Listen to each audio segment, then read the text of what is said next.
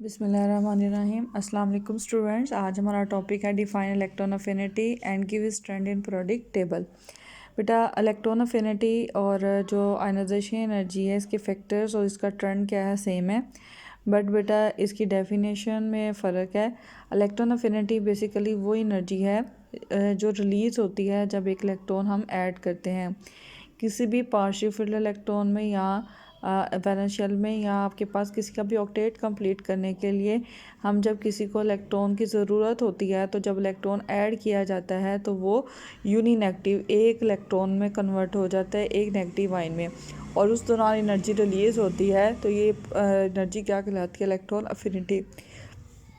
Ionization energy बेटा वो energy थी जो रिक्वायर्ड थी, बट बेटा इलेक्ट्रॉन अफिनिटी वो एनर्जी होती है जो रिलीज़ होती है जब एक इलेक्ट्रॉन गेन होता है। इलेक्ट्रॉन गेन का मतलब है इलेक्ट्रॉन का दाखिल होना, तो उस सूरत में नेगेटिव चार्ज आता है। ठीक है, फैक्टर्स वही हैं। Atomic radius downward the group, चूँकि बेटा एटॉमिक रेडियस जो है वो इंक्रीज़ करता है तो इलेक्ट्रॉन अफिनिटी कम होगी।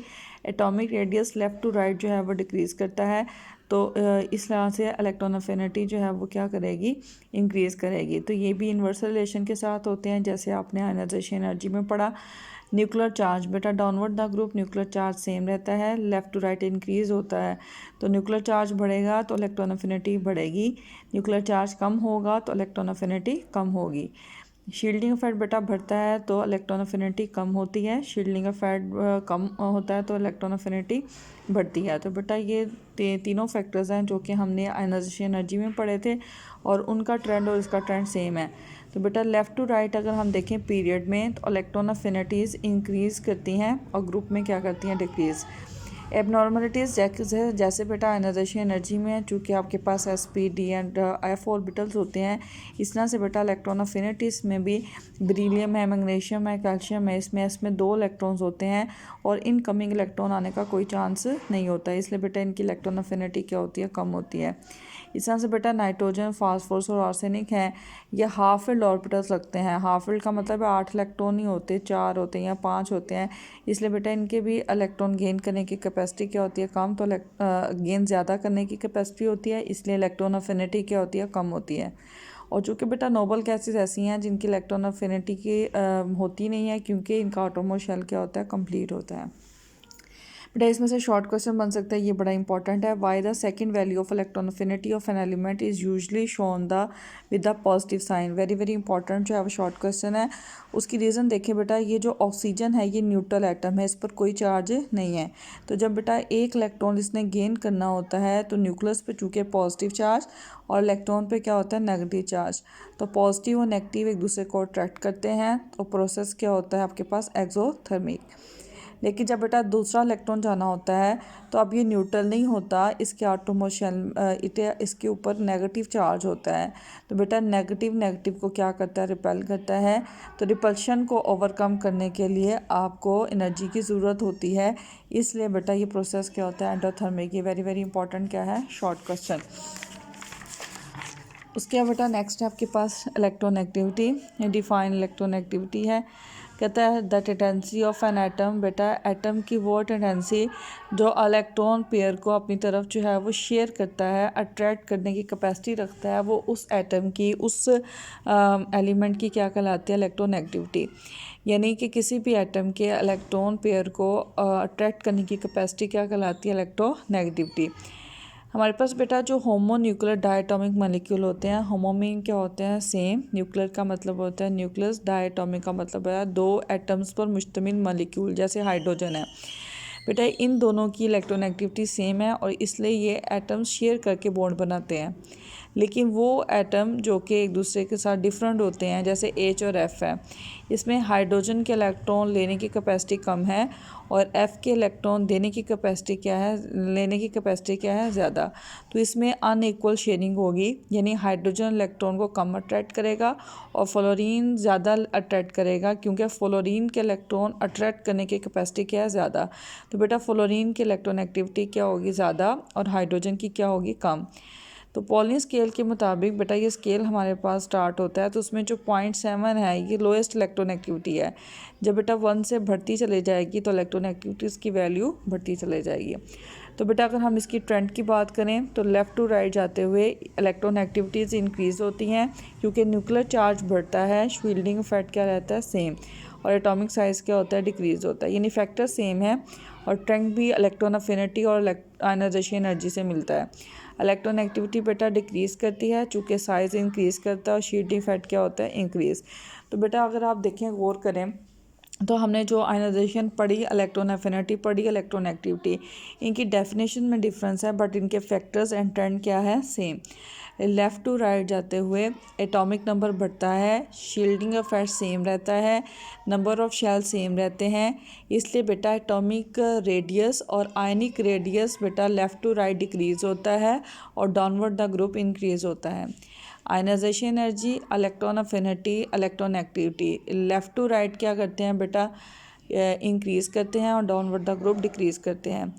तो बेटा हमारे पास इलेक्ट्रॉन एक्टिविटी का फ़ायदा क्या है, इससे बेटा हमें nature of the chemical bond बनती है कि आयनिक है या क्या है कोवलेंट है, पोलर है या क्या है नॉन पोलर।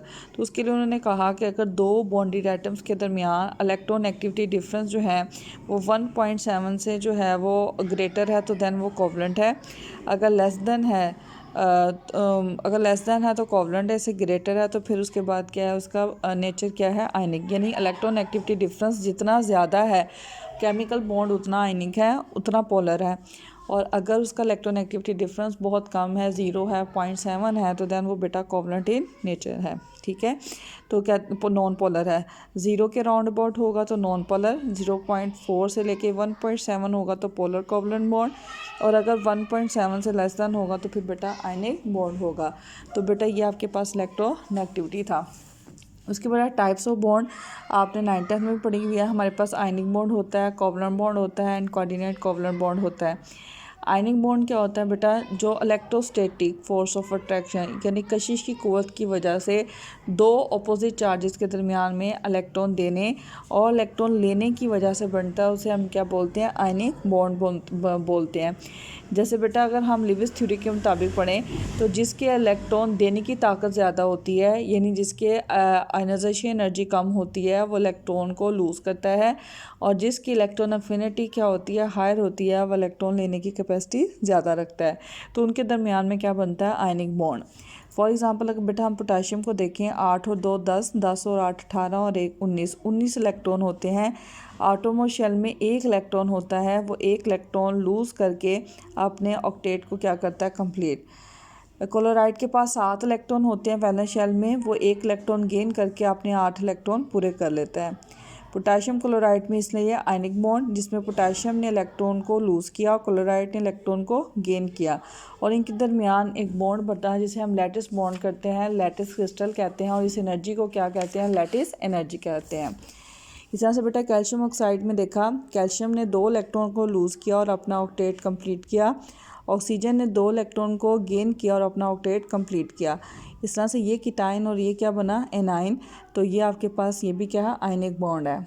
इसी तरह से बेटा आपके पास एल्युमिनियम ऑक्साइड है, इसके पास आटम और शेल में 3 इलेक्ट्रॉन्स थे, इसने 3 इलेक्ट्रॉन लूज़ कर लिया और अपना ऑक्टेट क्या कर लिया कंप्लीट, क्योंकि इसके आटम और शेल में बाकी इनर शेल में innermost plenty most shell में 8 इलेक्ट्रॉन अवेलेबल हैं, इसलिए इसने अपने ऑक्टेट को क्या कर लिया कंप्लीट कर लिया। लेकिन बेटा नेचर में कोई भी बॉन्ड हमारे पास 100% नहीं होता, ये इसका क्वेश्चन बनता है why percentage of ionic nature in a compound is not 100%। उसकी वजह क्या है कि इलेक्ट्रॉन एक्टिविटी के लिए हमें नेचर ऑफ बॉन्ड को समझना पड़ता है। तो बेटा difference of electron activity between the atoms 1.7 भी हो सकता है और इससे ज़्यादा भी हो सकता है, इसलिए कोई भी बॉन्ड प्योरली आयनिक नहीं होता। अगर 72% वो आयनिक है तो बाकी परसेंटेज उसमें कितनी होती है कोवलेंट। तो बेटा यहाँ पे क्वेश्चन आता है no bond in chemistry 100% ionic in nature, why, क्योंकि आपने बताना है कि अगर एक बॉन्डिंग एटम है वो कम्प्लीटली ना तो इलेक्ट्रॉन लूज़ करता है ना ही इलेक्ट्रॉन गेन करता है, depends upon the electron activity value, इसलिए कोई भी बॉन्ड प्योरली आयनिक नहीं होता। उसमें से ये वैसे आपने शॉर्ट क्वेश्चन याद करना है। कोवलेंट बॉन्ड बेटा जो शेयरिंग के ज़रिए बॉन्ड बनता है उसे हम क्या बोलते हैं इलेक्ट्रॉन पेयर बॉन्ड, या उसे हम कहते हैं कोवलेंट बॉन्ड। यानी कि आपके पास हाइड्रोजन बॉन्ड है, एक इलेक्ट्रॉन ए से हाइड्रोजन ने शेयर किया, एक इसने, चूँकि ये शेयरिंग से बना तो ये हाइड्रोजन बॉन्ड कोवलेंट बॉन्ड है। क्लोरीन के आटोमोल शेल में बेटा 7 इलेक्ट्रॉन होते हैं, 1 2 3 4 5 6 7। 7 इसके पास थे, 7 ही इसके पास थे। 7वां इलेक्ट्रॉन दोनों ने आपस में शेयर किया और इस तरह से ये क्या बना, कोवलेंट बॉन्ड। लेकिन बेटा इसमें दोनों ही सिमिलर एटम्स हैं, दोनों की इलेक्ट्रॉन एक्टिविटीज सेम है, तो ये कौन से बॉन्ड हुए, नॉन पोलर। इस तरह से टेट्राक्लोरोमीथेन है, इसने अपना एक इलेक्ट्रॉन इसके साथ, एक इसके साथ, एक इसके साथ और एक इसके साथ शेयर किया। टोटल बॉन्ड कितने बने, 1 2 3 4। लेकिन तमाम की इलेक्ट्रॉन एक्टिविटी सेम है, इसलिए बेटा क्या है, नॉन पोलर कोवलेंट बॉन्ड्स। फिर बेटा मैंने आपको बताया था कि अगर इलेक्ट्रॉन एक्टिविटी डिफरेंस 0.4 से लेके 1.7 तक होगा तो ये क्या होंगे, पोलर। जैसे हाइड्रोजन एक इलेक्ट्रॉन शेयर करता है फ्लोराइड के साथ, बट फ्लोराइड की इलेक्ट्रॉन एक्टिविटी ज़्यादा है, हाइड्रोजन की कम है, तो ये बॉन्ड कौन सा होगा, पोलर कोवलेंट बॉन्ड। इस तरह से ऑक्सीजन और हाइड्रोजन के दरमियान 2 कोवलेंट बॉन्ड, यहाँ पर 4 कोवलेंट बॉन्ड, यहाँ पर भी आपके पास 4 कोवलेंट बॉन्ड हैं, लेकिन में तमाम में ये बॉन्ड क्या हैं, पोलर हैं। नाइट्रोजन है बेटा, ये ट्रिपल बॉन्ड बना रहा है, ट्रिपल कोवलेंट बॉन्ड, क्योंकि आटोमो शेल में नाइट्रोजन के पास 5 इलेक्ट्रॉन होते हैं, 1 2 3 4 एंड 5, 1 2 3 4 एंड 5, इसलिए तीनों इलेक्ट्रॉन आपस में शेयरिंग करके ट्रिपल बॉन्ड बनाते हैं। ऑक्सीजन के आटोमो शेल में 6 इलेक्ट्रॉन होते हैं, इसलिए वो 2 इलेक्ट्रॉन शेयर करके डबल बॉन्ड बनाते हैं। इस तरह से बेटा कार्बन डाइऑक्साइड है, यानी ऐसे होता है, नाइट्रोजन के पास 1 2 3 4 और 1 5, और दूसरी नाइट्रोजन के पास भी इसी तरह से 1 2 3 और 4 और 1 5, तो ये आपस में शेयरिंग करके ट्रिपल बॉन्ड बनाते हैं। इस तरह से ऑक्सीजन भी, कार्बन डाइऑक्साइड में कार्बन के पास होते हैं 4 इलेक्ट्रॉन आटोमो शेल में, और ऑक्सीजन के पास होते हैं 6 इलेक्ट्रॉन, 1 2 3 4 5 और 1 6, तो ये इसके साथ मिलकर क्या बनाते हैं, डबल बॉन्ड। इधर वाली ऑक्सीजन के साथ मिलकर भी क्या बनाएंगे, डबल बॉन्ड। तो ये कौन सा स्ट्रक्चर बनेगा, कार्बन डाइऑक्साइड। ये पोलर और ये क्या है, नॉन पोलर। तो short question, define covalent bond and give its types, no polar और द पोलर। लास्ट टाइप है बेटा आपके पास कि सिंगल बॉन्ड भी होता है, डबल बॉन्ड भी होता है और ट्रिपल बॉन्ड भी, जिसकी एग्जांपल अभी हमने नाइट्रोजन में पढ़ी, ऑक्सीजन में पढ़ी। इसके अलावा कार्बन के टेट्राक्लोराइड्स हैं, इनमें भी होती हैं।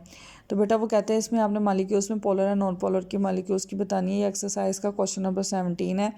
तो बेटा ट्रायंगुलर प्लेनरी में शेप्स के बारे में आपको बताऊंगी, लेकिन चूँकि कार्बन की इलेक्ट्रॉन एक्टिविटी कम है, क्लोराइड की ज़्यादा है, तो ये बॉन्ड क्या है, नॉन पोलर है, क्योंकि इसका डायपोल मोमेंट 0 होता है। जिनका बेटा डायपोल मोमेंट 0 होता है वो मोस्टली आपके पास क्या होते हैं, नॉन पोलर। वो मोस्टली आपके पास क्या होते हैं, नॉन पोलर। और जो हमारे पास जिनका इलेक्ट्रॉन एक्टिविटी डिफरेंस ज़्यादा होता है या कम, उस लिहाज से वो पोलर मॉलिक्यूल होते हैं। लेकिन ये डिस्कशन हम चूँकि आपका डायपोल मोमेंट वाला टॉपिक शामिल नहीं है, इसलिए ये भी शामिल नहीं होगा। उसके बाद बेटा आपके पास आ जाता है कोऑर्डिनेट कोवलेंट बॉन्ड। वो बॉन्ड जो हमारे पास इलेक्ट्रॉन पेयर, इलेक्ट्रॉन ये अकेला इलेक्ट्रॉन होता है और जो 2 इलेक्ट्रॉन का जोड़ा इकट्ठा ट्रांसफ़र करते हैं वो इलेक्ट्रॉन पेयर कहलाता है। तो 2 एटम्स के दरमियान जब एक इलेक्ट्रॉन पेयर डोनेट कर रहा हो और दूसरा इलेक्ट्रॉन पेयर जो है वो लूज़ गेन कर रहा हो और एक लूज़ कर रहा हो, तो देन कौन सा बॉन्ड बनेगा, कोऑर्डिनेट कोवलेंट बॉन्ड।